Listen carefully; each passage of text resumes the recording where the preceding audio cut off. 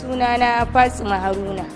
Na samu kaina dai ina yin saƙa haka na ulu da huluna da kayan sanyi haka. Na zaɓi yin wannan sana'a saboda na tsinci kaina cin ina ƙarama in kan yi shi kenan ina faɗaɗa shi har ya zamanto na iya abubuwa da dama, kuma yakan taimaka min akan abu da yawa a rayuwana. Na samu nasara tun ban iya wasu abun ba, daga baya nakan iya yin su ko da wai a waya aka kawo min na kalla zan iya maka shi, in iya maka shi fiye da wannan ko kaman wannan ma, ko in dan ƙara wani kwalliya na akai yafi wanda ka kawo min ma. Ya min amfani har yayi wa ƴansu ma, dan na koya mutane da dama wanda sun zo su ma sukan yi shi yanzu sun dogara da kanshi.